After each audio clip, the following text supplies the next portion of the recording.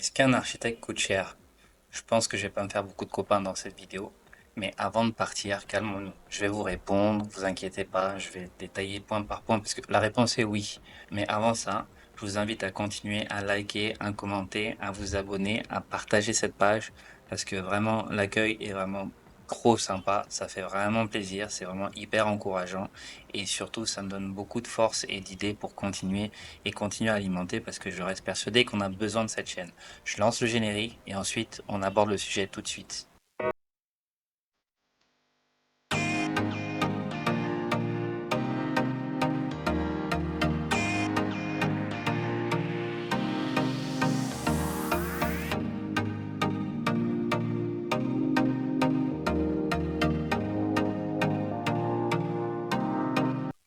Alors bienvenue à tous, bienvenue sur Archibarlou. Je suis Jérémy Barlin, je suis architecte. Je travaille au Cameroun depuis 10 ans, j'ai ma propre agence.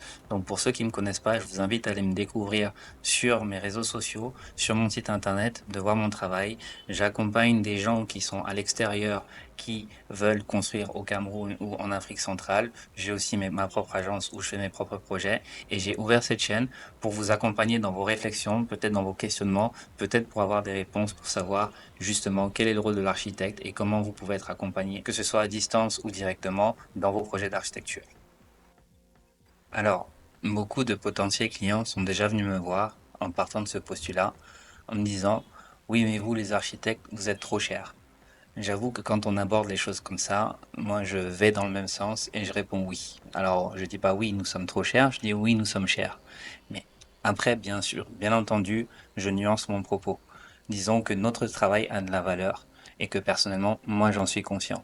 Donc ensuite, je développe et j'explique en quoi notre travail a de la valeur. C'est vraiment l'objet de cette vidéo, de vous expliquer en quoi notre travail a de la valeur et qu'il faut en être conscient. Alors je déclinerai ce qui justifie la valeur d'un architecte selon moi en 4 points. Le premier point, expertise et optimisation. Vous savez, quand on répond à des appels d'offres souvent ou on répond à des projets, on voit souvent dans les termes de référence un expert, expert en ça, expert en ci, etc. Un architecte est un expert dans son domaine. Pourquoi on parle d'expert? C'est parce qu'à force d'expérience, à force peut-être parfois de mauvaises expériences, à force d'erreurs, à force de rencontres, à force de différents types de projets, de situations qui se présentent, on finit par devenir expert de son art, de son environnement, mais ça c'est toute discipline confondue. Donc un architecte est non seulement un expert, je dirais, du cadre bâti, mais en plus son travail ne consiste pas juste à dessiner un projet et de vous dire ok là je vais mettre la salle de bain ici, le canapé sera comme ci, et là je vais mettre une piscine, etc. Il est aussi là pour réfléchir à l'optimisation de votre projet, pour savoir justement comment réduire les coûts, comment réduire les délais, ou d'essayer d'anticiper les erreurs, ou alors de tenir compte des erreurs et s'assurer que l'impact sera le moins négatif possible sur le chantier. Voilà pour moi, selon moi, le premier point qui justifie la valeur de l'architecte. Le deuxième point concerne, je dirais, tout ce qui est relatif à la conformité et à la sécurité des bâtiments. Effectivement, ça peut paraître surprenant au premier abord, mais oui, je vous l'ai dit, l'architecture est une discipline codifiée, une discipline normée. On ne fait pas un hôtel comme on fait un hôpital, comme on fait un pôle sciences, comme on fait une école, un établissement scolaire, et comme on fait une maison d'habitation. Il y a des normes, il y a des mesures à prendre en compte, et l'architecte, expert, comme je vous le disais, maîtrise toutes ces normes et où sait où aller trouver le renseignement. C'est justement ce qui différencie l'architecte de quelqu'un qui n'est pas architecte, qui ne saura pas forcément où chercher la réponse et comment répondre à une problématique donnée selon un projet. Alors ça me permet d'enchaîner sur le point numéro 3, qui est selon moi la valorisation du bien. Si vous avez la chance de tomber sur un bon architecte, il se peut que le bien que vous lui avez confié prenne de la valeur. Pourquoi? Parce que son métier, c'est de penser à des choses auxquelles vous n'auriez pas pensé. Je vous assure que l'une des plus grandes satisfactions que je rencontre dans ce métier, c'est quand je tombe sur un client qui me dit ah, mais ça, j'y avais pas pensé. Et à chaque fois dans ma tête, je dis bah oui, bah oui, c'est parce que c'est mon métier. Donc voilà tout mon point. Que ce soit dans une rénovation, une réhabilitation ou une construction neuve, vous pouvez très bien vous rendre compte, peut-être si vous êtes homme ou femme d'affaires, que vous avez décidé de vendre votre appartement, votre maison et de faire une plus-value, il aura certainement beaucoup plus de valeur sur le marché s'il est bien pensé, s'il est pertinent, s'il répond à des fonctions, des problématiques bien précises et surtout qu'il propose des solutions. Et vraiment, si vous rajoutez la petite touche esthétique finale, vous avez gagné. Alors, le dernier point concerne vraiment tout ce qui est relatif à la gestion de projet. Encore une fois, je vous invite à vous rendre dans la barre de description, vous allez voir mes sites internet et vous pourrez surtout voir le déroulé des prestations d'un architecte. Alors, ça peut être en amont du projet, comme je l'ai souvent dit, vous allez voir justement à quel point on peut accompagner le client pour savoir, pour définir son projet, pour rédiger un cahier des charges, pour préparer les budgets, définir le coût d'un projet. Ça peut être pendant le projet ou tout ce qui est relatif à la conception, au dessin, mais aussi jusqu'à la fin du projet pour tout ce qui est suivi de chantier, vraiment réalisation des travaux.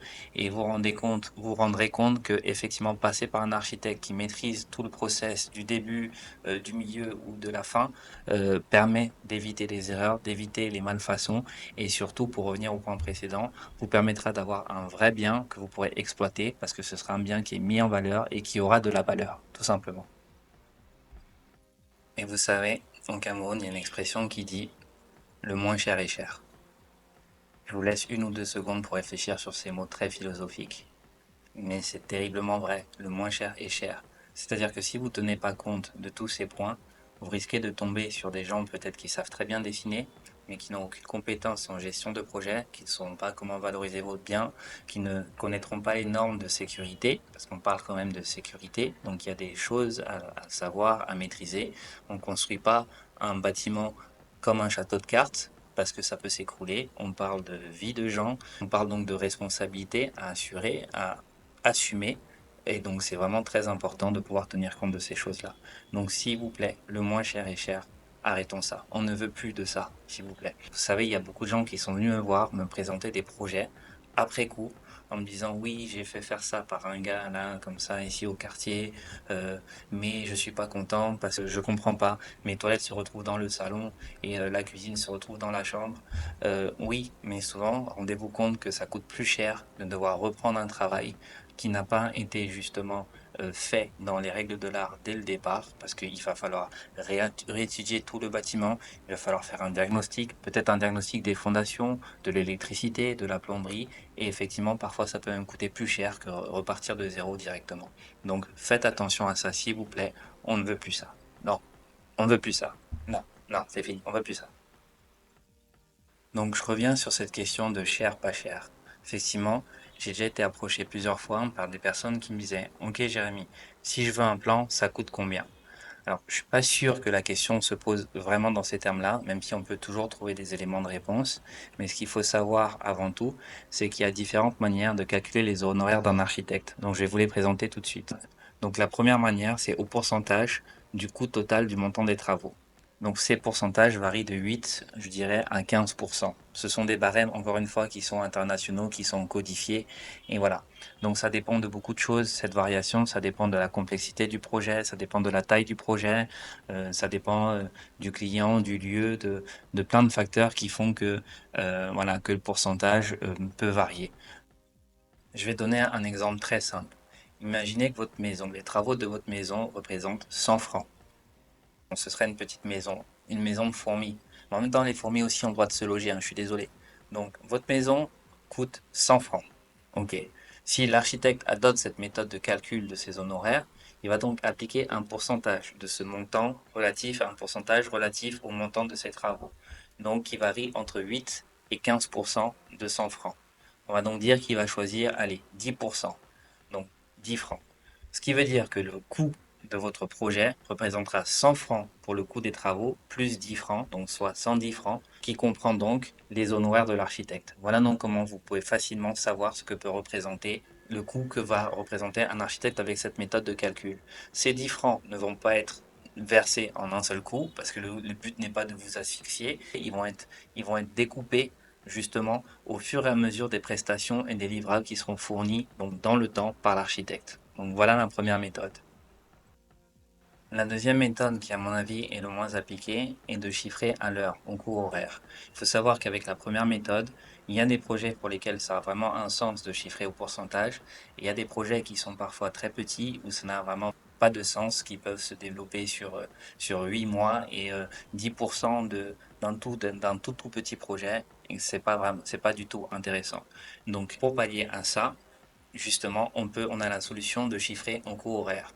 Et pour cela, ça implique de maîtriser notamment ses charges, ses coûts de revient, pour essayer de pouvoir ensuite dégager un prix de vente, etc. Et savoir que effectivement le prix horaire qu'on va fixer tient compte nous de nos charges, de nos salaires, de nos loyers, de combien on paye l'électricité, etc. Donc il y a des méthodes de calcul très simples, très accessibles que justement on peut appliquer pour savoir que effectivement, quand on propose un prix à un client, c'est que ça tient compte de tout ça. Il n'y a rien de pire, s'il vous plaît, mes amis architectes, il n'y a rien de pire que de chiffrer sans savoir ce que vous chiffrez, sans connaître la valeur de votre travail. Quand vous êtes, vous, client, face à un architecte et vous lui demandez, OK, en combien de temps tu penses que tu peux faire ce plan? Et qu'il vous répond qu'il est capable d'évaluer le temps qu'il va prendre pour produire, vous êtes rassuré. Quand il vous dit à combien tu évalues ce projet et qu'il vous répond qu'il est capable de chiffrer ce que va coûter en termes de travaux le projet, vous êtes rassuré. Donc pourquoi vous paniquez quand il sait calculer son coût de revient et qu'il sait donc dire, comme je vais dépenser ça pour faire ce travail-là, je vais payer tant en encre, je vais payer tant en électricité, sur Internet, etc. Voilà pourquoi mon heure est fixée à temps. Donc tout ça, c'est aussi des gages de professionnalisme. Il faut savoir ce que vous valez. Donc là, je parle à mes amis architectes et peut-être aux plus jeunes qui me suivent, parce que c'est toujours compliqué de parler d'argent. Comme je vous l'ai dit, il ne faut pas avoir peur de parler d'argent, parce que c'est le nerf de la guerre, tout simplement. Donc voilà pour cette vidéo. J'espère que vous avez appris des choses. Attention, hein, l'idée n'est pas de vous dégoûter d'un architecte et de vous dire que non, non, c'est trop cher. Bien au contraire. Non, l'idée est plutôt de vous prévenir et de vous dire que justement, la chance que vous avez si vous faites appel à un architecte, c'est que vous êtes face à un professionnel. Comme quand vous allez chez le médecin ou vous allez chez un avocat, il ne vous viendrait pas à l'esprit, quand le médecin vous donne son ordonnance, de dire, bon, docteur, on fait comment? Non, c'est pas comme ça.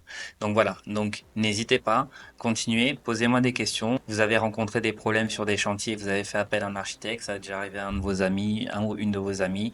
Donc n'hésitez pas, il faut vraiment que ce soit interactif. Profitez-en aussi pour répondre au petit questionnaire qui est en bas, ça me permet de mieux vous connaître aussi et savoir aussi comment cibler encore plus mes prochaines vidéos.